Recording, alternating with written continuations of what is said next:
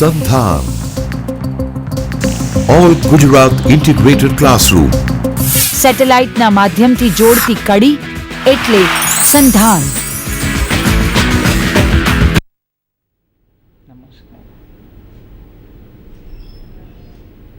દેખાય કે આમ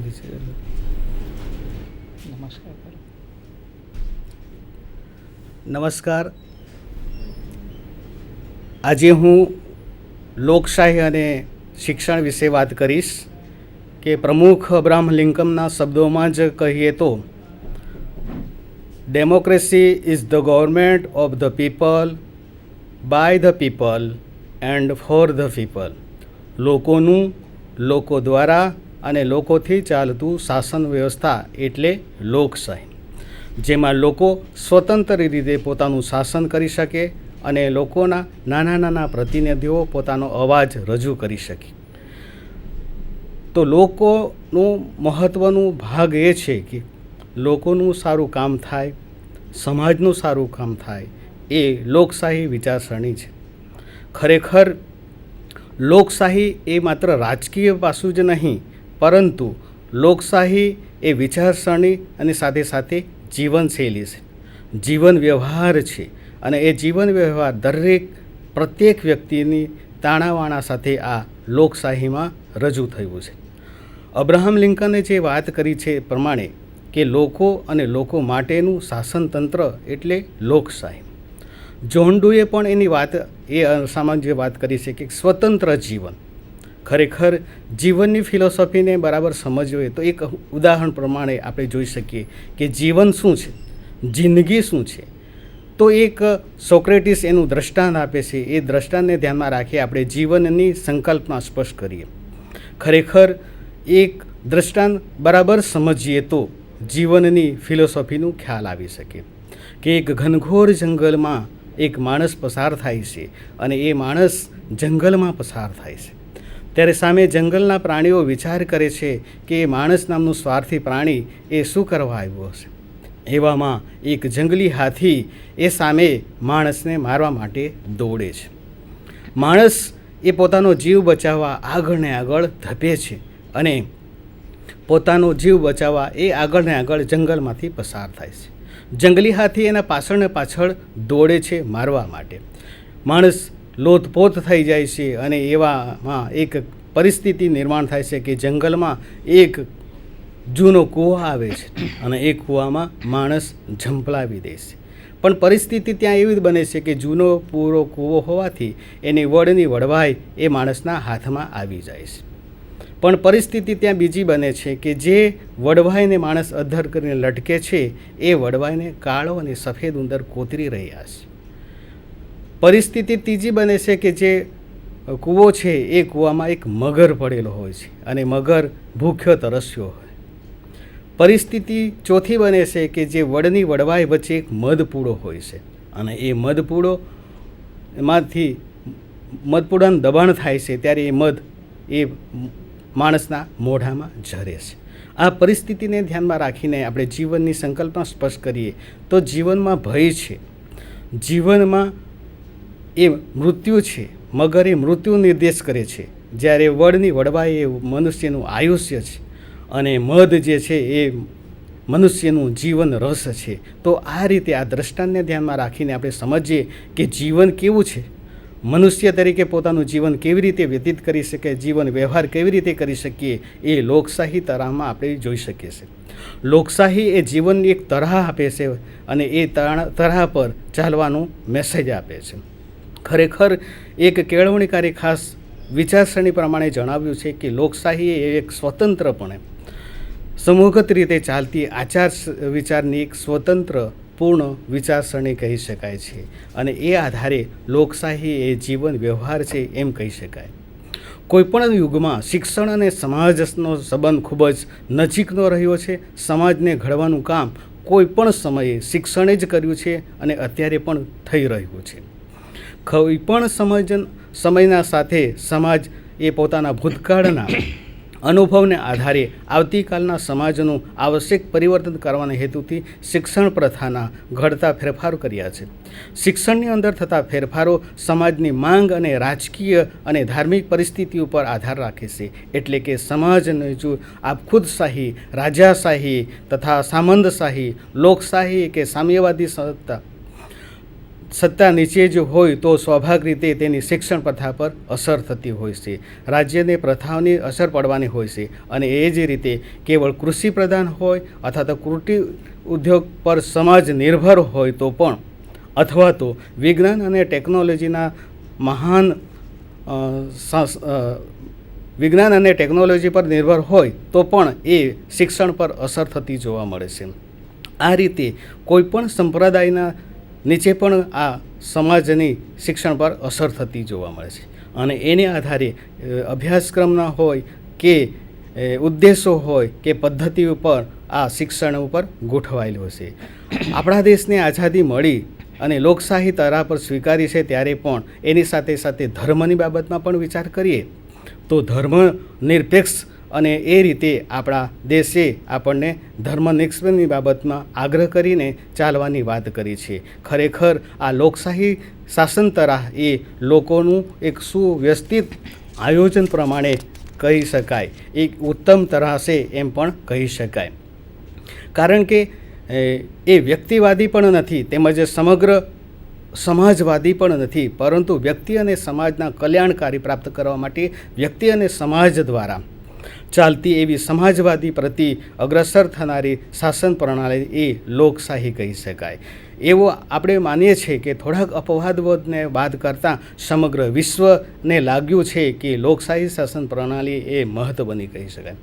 આજે તો સૌ જાણે છે કે સમગ્ર વિશ્વ વિજ્ઞાનની અનુપમ સિદ્ધિઓના મીઠા પરિપાક રૂપે ચંદ્ર અને મંગળ સુધી પહોંચવાની અવકાશયાત્રાની યુગ સિદ્ધિ પ્રાપ્ત કરી રહ્યું છે. છતાં વિજ્ઞાન અને ટેકનોલોજી વિશ્વને અસંત બ્રહ્માંડને એકમેક નીચે લાવી દીધા છે. છતાં પણ આપણે જોઈ શકીએ કે માનવ વચ્ચે ખાઈ વધતી જાય છે. અને એ માનવનું પણ અત્યારે પણ પ્રશ્ન થઈ રહ્યો છે કે માનવને સ્વીકારતા નથી. ખરેખર માનવ શબ્દને બરાબર સમજીએ તો મોટા ભાગે આપણે કે મા નામની કુદરતી ફેક્ટરી ભગવાને સર્જેલી, અને એ માં 9 મહિના અને 9 દિવસ જ્યારે બાળકને જન્મ આપે છે ત્યારે એ માં અને 9 એટલે માનવ બને છે. જ્યારે એ આત્મા છે, જીવ છે, તો એ જીવ અને જીવન એટલે માનવ અને જીવનને બરાબર સમજી શકીએ તો ભવિષ્યમાં જે લોકશાહી શિક્ષણ પ્રથા જે છે એ વ્યવસ્થિત ચાલી શકે એમ કહી શકાય. મનુષ્યનું વ્યક્તિત્વ અને સિદ્ધિઓના વ્યમને જાણે દબાઈ જતું હોય એમ લાગે છે. ખરેખર મનુષ્ય ભૂખ, ગરીબી, રોગ અને અજ્ઞાનમાંથી મુક્ત થવો જોઈએ એ થઈ શક્યો નથી. ખરેખર માનવને સ્વીકારતા નથી, માનવને સ્વીકારતા નથી. કેમ કે આપણે ઉપગ્રહ સુધી પહોંચી શક્યા છીએ પણ માનવનો પૂર્વગ્રહમાંથી બાદ થયા નથી. એટલે આ પૂર્વગ્રહ બાદ કરવા માટે લોક શિક્ષણની ખૂબ જરૂર પડશે એમ કહી શકાય.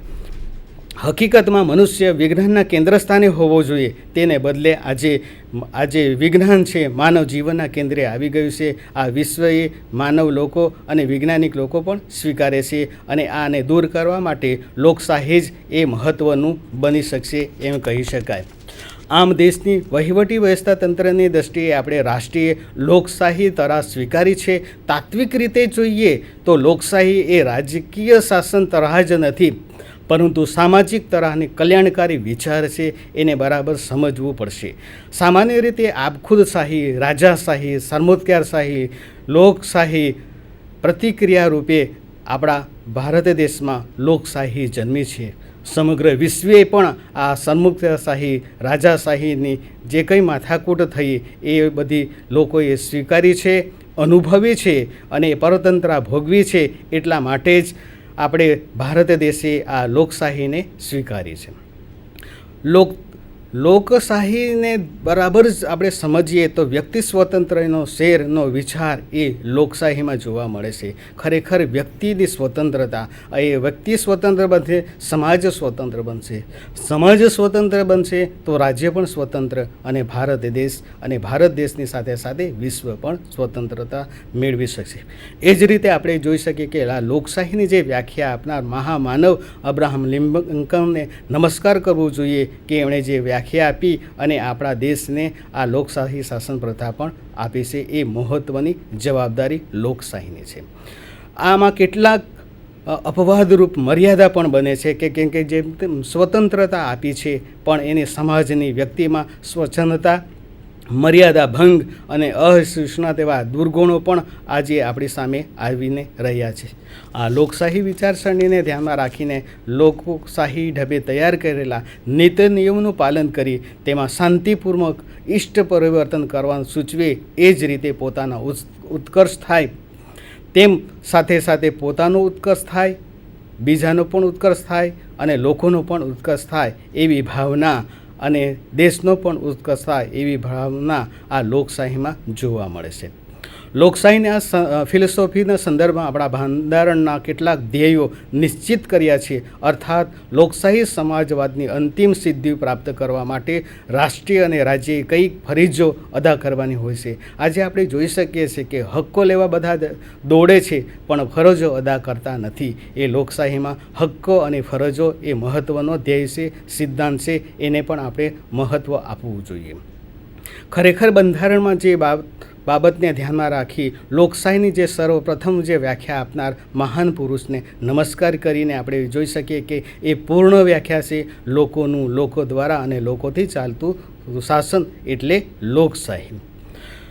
મોટાભાગે જે અત્યારે સમાજમાં જોઈ શકીએ કે વર્ગભેદો, ઊંચ નીચના ભેદભાવો, તવંગર ગરીબના ભેદભાવો, સ્ત્રી પુરુષના ભેદભાવો, આ બધી જ બાબતને ધ્યાનમાં રાખીને આપણે જોઈ શકીએ કે મહાત્મા ગાંધીજીએ આપેલી વ્યાખ્યા સર્વોદય સમાજ. દક્ષિણ આફ્રિકામાં ગાંધી બાપુજી જ્યારે ફિનિક્સ આશ્રમની સ્થાપના કરતા એને મહાન બે પુસ્તકો, મહાન પુરુષના પુસ્તકો, એક તો અનટુ ધી લાસ્ટ અને વૈકુંઠ તારા હૃદયમાં ટોલ્સ્ટોયનું પુસ્તકની અસર ગાંધીજીના જીવનમાં ખૂબ ઊંડી અસર થઈ. અને રસ્કિનનું જે પુસ્તક જે છે અનટુ ધી લાસ્ટ, એનું ગુજરાતી થયું સર્વોદય સમાજ. તો સર્વોદય સમાજના મહત્ત્વના 3 સિદ્ધાંતો ગાંધીજીએ રજૂ કર્યા અને સર્વોદય સમાજ એટલે શું એ ગાંધી બાપુના શબ્દોમાં આપણે જોઈ શકીએ. તો સર્વોદય સમાજ જે છે કે બધાના ભલામાં આપણું ભલું થવું જોઈએ. એટલે પહેલો સિદ્ધાંત આપી દીધો કે બધાના ભલામાં આપણું ભલું થવું જોઈએ. વકીલ અને વાળંદની કિંમત સરખી હોવી જોઈએ કે આજીવિકાનો હક દરેકને હોય છે અને સાચું જીવન જ ખેડૂતનું જીવન છે એમ પણ આપણે કહી શકીએ. એટલે કે સર્વોદય સમાજને બરાબર સમજીએ અને એ સર્વોદય સમાજને સમજીએ તો આપણું જે કંઈ સરમુખત્યારશાહી જે છે એ સરમુખત્યારશાહીને કેન્દ્રમાં રાખી આપણે જોઈ શકીએ કે પ્રાચીનમાં જે કહેવત કે બળિયાના 2 ભાગ, એ વખતની પરિસ્થિતિને કુદરતી રીતે પરિસ્થિતિમાં આપણે જોઈ શકીએ કે મોટો જીવ છે એ નાના જીવને ખાય. જીવો જીવસ્ય ભવનની જે યુક્તિ છે એ ચરિતાર્થ એ પ્રમાણે પણ માણસ જીવન પર અસર કરે છે. આજે નાનો માનવ છે એ મોટા માનવો એનું ખૂબ શોષણ કરી રહ્યા છે અને એ સમાજના ગાંઠિયા અમીરો નાના લોકોને શોષણ કરી અને શાસન કરતા હોય છે અને એ ગુલામી પ્રથા આપણે ભોગવી છે, રાજાશાહી ભોગવી છે, એ અંગ્રેજોની ગુલામ નીતિ પણ આપણે ભોગવી છે. ત્યારે ભારત દેશના લોકશાહી શાસન વ્યવસ્થામાં આ બાબતને પણ ખૂબ મહત્ત્વનું સમજવું જોઈએ. જીવો અને જીવાદોનો જે સિદ્ધાંત પણ હવે ધીમે ધીમે ઓછો થતો જાય છે. એને ધ્યાનમાં રાખીને આપણે જોઈ શકીએ કે એક માતા જે છે એ માતાનું જે બાળક જે છે એ સગડી પાસે જતું હોય પણ એ માતા વિચાર કરે કે હું એને કશું ના કરી શકું તો પરિસ્થિતિ વિપરીત અસર બની જાય છે. એમ માતા વિચારે છે કે એને હું કશું ના કરી શકું તો પણ એ મોટાભાગે જીવો અને જીવાદેવનો સિદ્ધાંત અધૂરું લાગે છે. માતા શા માટે જીવે છે? બાળકને જીવવા માટેની સગવડ પૂરી પાડે છે. આ સર્વોદય સિદ્ધાંતને જીવવા માટેની સગવડ પૂરી પાડે એ સર્વોદય સિદ્ધાંત કહી શકાય. જીવો અને જીવાદો સુધી સીમિત ન રહેતા જીવાડવા માટે જીવો એ સિદ્ધાંત લોકશાહી માટે ખૂબ મહત્ત્વની બાબત બની જાય છે. આજે ગરીબ અને તવંગર, શોષિત અને શોષકનો ઊંચ નીચના ભેદભાવો, હરિજન અને સવર્ણનો ભેદભાવ પ્રવર્તમાન પરિસ્થિતિમાં ખૂબ વિકટ બની રહ્યા છે. આજે સર્વોદય સમાજને કેન્દ્રમાં રાખી આપણે જોઈ શકીએ કે સર્વોદય સમાજ બધાના ભલામાં આપણું ભલું હોવું જોઈએ. ઊંચ નીચ કોઈ ઊંચું નથી, કોઈ નીચું નથી. માનવને ધ્યાનમાં રાખી માનવ પ્રત્યે પ્રેમ કરીએ તો બહુ જ મહત્ત્વનું કહે. કોકે કીધું છે કે હું માનવ થાઉં તો ઘણું. કેમ કે આજે આપણે જોઈ શકીએ કે 5000 વર્ષથી પણ શિક્ષણ કાર્ય ચાલુ રહે છે, છતાં પણ માનવ થતો નથી અને એ આપણે એનો પૂર્વગ્રહ ઉપર જ ચાલી રહ્યા છે. તો મોટાભાગે આ પૂર્વગ્રહ દૂર કરવા માટે કેળવણી જ મહત્ત્વનું કામ કરી શકે છે. લોકશાહી સમાજવાદની સંકલ્પના આધારે આપણે જોઈ શકીએ તો વિચાર અને વાણી અને વર્તનનું સ્વાતંત્ર્ય હોવું જોઈએ. આપણે સ્વતંત્ર રીતે વિચાર કરી શકીએ, વાણી વર્તન બોલી શકીએ અને સમાજમાં વર્તન વ્યવહાર સારી રીતે કરી શકીએ. બીજું આપણે જોઈ શકીએ કે ન્યાયની સર્વોચ્ચતા, તેની સમકક્ષ પ્રત્યેક નાગરિકને સમાનતા હોય. કોઈપણ ન્યાય સમાનતાની ભાવના આ હોય તો લોકોને સારી રીતે ન્યાય મળી શકે. વ્યક્તિત્વના વિકાસ માટેની સમાન તકો, ધર્મ નિરપેક્ષતા તથા સર્વધર્મ પ્રત્યેની સંભાવનો આદરભાવ વગેરે બાબતો પણ જોઈ શકાય. આર્થિક અસમાનતા દૂર કરી સમાજવાદી સમાજનો રચના કરી શકાય અને એ રીતે આપણે જોઈ શકીએ કે લોકશાહી એ ખૂબ મહત્ત્વની બાબત છે. લોકશાહીના મૂળભૂત ગૃહોને ધ્યાનમાં રાખીને આપણે વિચાર કરીએ તો વ્યક્તિનું સન્માન, લોકશાહી પ્રમાણે જીવન દર્શન, વ્યક્તિનો ઉત્કર્ષ તાકે અને પ્રત્યેક વ્યક્તિ સમાજ કલ્યાણના વિશાળ કાર્યક્રમમાં પ્રદાન કરી શકે. વ્યક્તિનું માપન એ જ કાંઈ નહીં પણ કંઈ સિદ્ધિ કરી શકે તેમાં નિહિત ન હોઈ શકે. સમાન તક, લોકશાહી જીવન દર્શનમાં જાતિ, ધર્મ, જ્ઞાતિના ભેદભાવ વિના બધાને જ સમાન તક આપવા માટે હોવું જોઈએ. એટલે કે આ સમાજનું બાળક તેમાં સર્વાંગી વિકાસ થાય અને બધી જ તકો મેળવવાનો અધિકાર છે. સ્વાતંત્ર્ય, સમાનતા અને ન્યાયના લોકશાહી સિદ્ધાંતો મુજબ મનુષ્ય જે રીતે અને જે પ્રકારનો વિકાસ કરવા તે માટે સ્વતંત્ર છે. તેની લોકશાહીમાં મનુષ્ય સ્વતંત્ર પૂર્ણ રીતે અભિવ્યક્ત કરી શકે તે પર્યાવરણની અપેક્ષા હોય છે. સહકાર, સમાન હિત અને હેતુ માટેના પારસ્પરિક સહકાર દ્વારા સામાજિક વિકાસનો હેતુ સિદ્ધ કરવાનો હોવાથી લોકશાહી સહકારમૂલક સમાજ નવરચના આગ્રહી છે. ઉત્પાદક નાગરિકત્વ, લોકશાહી જેટલા પ્રમાણમાં વ્યક્તિને અધિકાર આપે છે એટલા માટે જ પ્રમાણમાં તેની પાસે ફરજોની પણ અપેક્ષા હોય છે. આજે આપણે જોઈ શકીએ કે હક્કો લેવા માટે બધા દોડે છે પણ ફરજો અદા કરતા નથી. આપણે ભારત